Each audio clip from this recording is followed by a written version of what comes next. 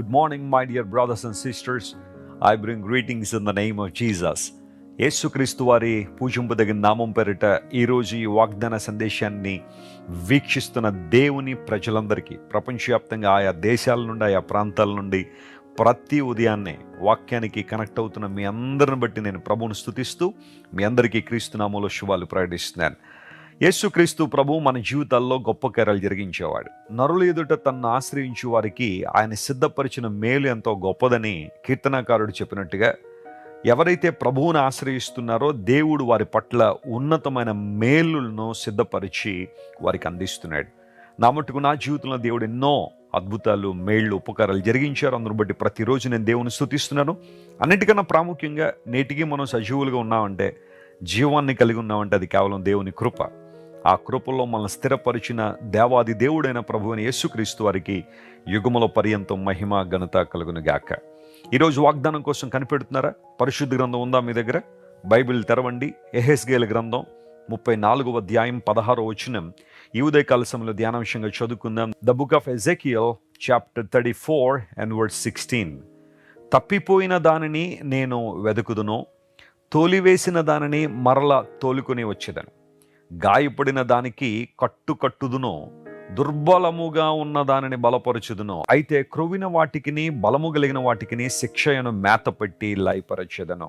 ప్రియులారా, యెహెజ్కేలు గ్రంథం 34వ అధ్యాయంలో దేవుడు తన అనుభవాన్ని, తన లక్షణాన్ని ఒకటి బహిర్గతం చేశారు. ఏంటి ఆ లక్షణం అంటే, ఆయన కాపరిగా ఉన్నారు. He's a shepherd to all of us. ఆయన మనందరికీ కాపరిగా ఉన్నాడు అనే విషయాన్ని చాలా స్పష్టంగా ప్రభువే స్వయంగా తెలియచేశారు. అయితే యెహెజ్కేలు గ్రంథం 34వ అధ్యాయం ప్రారంభంలో దేవుడు మాట్లాడుతూ, కొంతమంది కాపరులను నియమించాను, అయితే వారు మిమ్మల్ని సరిగా మేపలేదు, సరిగా మిమ్మల్ని పోషించలేదు, అందును బట్టి నేనే నా గొర్రెలు నేనే మేపుతాను అని దేవుడు ఒక నిర్ణయాన్ని తీసుకుని ఆయన ఎలా మనల్ని సంరక్షిస్తాడో, ఎలా మనల్ని పోషిస్తాడో చాలా చక్కగా ఆ వచన భాగంలో ఆయన తెలియజేశారు. ఆయన తెలియజేస్తూ చెప్పిన మాట ఏంటంటే, తప్పిపోయిన వాటిని నేను వెతుకుతానని ప్రభు చెప్పారు.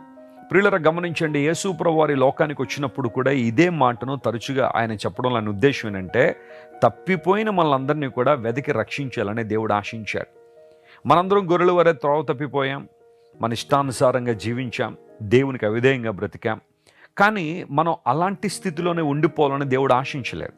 ఒక రక్షణ ప్రణాళికను సిద్ధపరిచి ఆ రక్షణ ప్రణాళికను మానవులకు తన ప్రవక్తల ద్వారా తెలియచేసి తన గ్రంథం ద్వారా మనందరికీ కూడా బహిర్గతం పరిచి, సమయం వచ్చినప్పుడు, కాలం సంపూర్ణమైనప్పుడు ఆయన ఈ లోకాన్ని దిగి వచ్చి మనందరి కోసం సిలువలో మరణించి తప్పిపోయిన మనలందరినీ కూడా తన గూటికి చేర్చాలని, ఆయన యొక్క ఆధీనంలో, స్వాధీనంలో మనం ఉండాలని దేవుడు ఆశించాడు.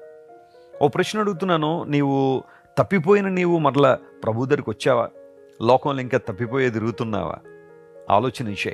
యేసు ప్రభు నీ కోసం సిలువలో మరణించి తన అమూల్యమైన, నిష్కళంకమైన, నిర్దోషమైన రక్తాన్ని నీ కోసం కార్చారు. ఎందుకోసం అంటే నిన్ను మరలా తన కౌగిట్లను తీసుకురావాలని. అలాంటి అనుభవంలో నీవు నేను ఉండాలని దేవుడు కోరుతున్నాడు. అంత మాత్రం కాకుండా తోలివేయబడిన వాటిని మరలా తోలుకుని వచ్చానన్నాడు. అనేక సార్లు మనం సాతానికి అవకాశం ఇవ్వడం వలన, అవిశ్వాసులైన వారికి మన జీవితాలు అప్పగించడం వలన ఎక్కడెక్కడికో వారు మనల్ని తోలివేశారు. కానీ యేసు ప్రభు చేసిన పని ఏంటంటే, మరలా మనం తోలుకుని వచ్చాడు. ఆయన తన స్వరాన్ని వినిపింపజేసి, తన మధురమైన మాటను ఆయన వినిపింపజేసి మనలందరినీ కూడా తన యొక్క పరిధిలోనికి ఆయన మనల్ని తోలుకుని వచ్చాడు. అంత మాత్రం కాకుండా గాయాలు కట్టాడని లేఖనాలు సెలవిస్తుంది. ప్రపంచంలో చాలామంది మనుషులు గాయాలు చేసేవాళ్లే కానీ గాయాలు కట్టేవాళ్ళు కనబడటం లేదు కదా. అంటే గాయాలంటే నేను శరీరానికి తగిన గాయాల గురించి నేను మాట్లాడటం, జీవితానికి తగిలిన దెబ్బలు, మనస్సుకు తగిలిన దెబ్బలు ఏ ఒక్కరూ మాన్పలేరు, ఏ ఒక్కరూ వాటి కట్లు కట్టలేరు. శరీరానికి తగిలిన దెబ్బలకు చాలామంది కట్లు కట్టగలరేమో. హాస్పిటల్కి వెళ్తే రకరకాల పదార్థాలు దాని మీద ఉంచి కట్లు కట్టి మాన్పడానికి ప్రయత్నం చేస్తారేమో. కానీ హృదయానికి తగిలిన దెబ్బలు, జీవితానికి తగిలిన దెబ్బలు ఎవరు బాగు చేస్తారు? గాయపడిన నిన్నో తిరిగి తన యొక్క సంరక్షణలో ఉంచాలని, పోషించాలని కట్లు కట్టిన దేవుడు ఆయన.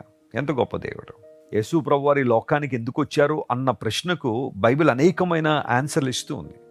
ఒక వ్యక్తి యెరూషలేము నుండి యెరికోకు వెళ్తుంటే దొంగల చేతిలో చిక్కి కొరప్రాణంతో ఉన్నాడు. యాజకుడు ఆ మార్గంలో వెళ్ళాడు, కాపాడలేకపోయాడు. లేవీయుడు వెళ్ళాడు, అతను కూడా స్పందించలేదు. కానీ మంచి సమరయుడు ఆ మార్గంలో వెళ్తూ పడిపోయిన వ్యక్తిని చూసి అతని గాయాలు కట్టాడని బైబిల్లో రాయబడింది. ఎందుకు అంటే కేవలం ప్రేమ ద్వారానే. వాస్తవానికి పడిపోయిన వ్యక్తి ఈ వ్యక్తిని ద్వేషించేవాడు. కానీ సమయం వచ్చినప్పుడు ద్వేషించబడిన వ్యక్తే ఆ వ్యక్తి గాయాలు కట్టడం చూసినప్పుడు ఎంత ప్రేమ, ఎంత ఔన్నత్యాన్ని అక్కడ మనం గమనించగలుగుతున్నాం. దేవుడు కూడా అలాంటి వాడే. అనేకసార్లు మన మూర్ఖత్వాన్ని బట్టి, మన యొక్క అవిధేయతను బట్టి దేవుణ్ణి ద్వేషించాం. నువ్వు నాకు వద్దు అన్నా, నీ ప్రేమ నాకు వద్దు అన్నా, నీ రక్షణ నాకు అక్కర్లేదన్నా, అసలు నువ్వే లేవని కొంతమంది దేవుణ్ణి, ఆయన ఉనికినే ప్రశ్నించే వాళ్ళు చాలామంది ఉంటే, అలాంటి ద్వేషించబడిన దేవుడు మనలందరినీ రక్షించడానికి లోకానికి వచ్చాడు. మన గాయాలు కట్టడానికి ఆయన ఇష్టపడుతున్నాడు. ఈరోజు ఆయన స్వాధీనంలోనే ఉండాలని ఆశిస్తున్నావా? ఆయన ఆధీనంలో, ఆయన పరిధిలోనే ఉండాలని కోరుతున్నావా? కీర్తనకారుడు అందుకని అంటాడు, యెహోవా నా కాపరి, నాకు లేమి కలగదు, పచ్చిక గల చోట్ల ఆయన నన్ను పరుండజేయుచున్నాడు. ఎంత చక్కని మాట. నా జీవితాలు ప్రభువుకు అప్పగించినప్పుడు తన మహిమతో మనల్ని నింపి తన మహిమ రాజ్య విస్తరణలో దేవుడు మనల్ని వాడుకుంటారు. ఈ రోజంతా ఈ వాగ్దానాన్ని క్లెయిమ్ చేసుకుని ప్రభువును స్తుతించండి. గొప్ప కార్యాలు మీ జీవితంలో జరుగుతాయి. ప్రేమగల తండ్రి, గొప్ప దేవా, నీవు మా కాపరిగా ఉండి తప్పిపోయిన మమ్మల్ని వెతికావు, గాయపడిన మమ్మల్ని గాయాలు కట్టావు, తోలివేయబడిన మమ్మల్ని మరలా తోలుకుని వచ్చావు నీ పరిధిలోనికి, నీ ఆధీనంలోనికి. అందును బట్టి నీకు స్తోత్రాలు. ఇంకా మా ప్రియులు ఎంతమంది అయితే నీతో ఎడబాటులో ఉన్నారో అయ్యా, నీకు దగ్గరగా జీవించలేని దుస్థితిలో ఉన్నారో వారందరూ మీరు ముట్టండి, నీ వైపు ఆకర్షించండి. సమస్యలు ఉన్న వారికి విడుదలివ్వండి. పరిష్కారం లేని సమస్యలు ఎదుర్కొంటున్న వారి జీవితంలో అద్భుతాలు చేయండి ప్రభువా. నీ మంచితనం వారి మీద కురుమరించి అద్భుతాలు చేయమని కోరుకుంటూ, స్వస్థత లేని వారికి స్వస్థత, విడుదల లేని వారికి విడుదలిచ్చి నీ రాజ్య విస్తరణలో ప్రతి ఒక్కరిని వాడుకున్నామని ప్రాధేయపడుతూ యేసుక్రీస్తు వారి ఉన్నతమైన నామం పేరిట అడిగి వేడుకొనిచున్నాం తండ్రి. Amen, amen. God bless you dear friends. Have a wonderful day.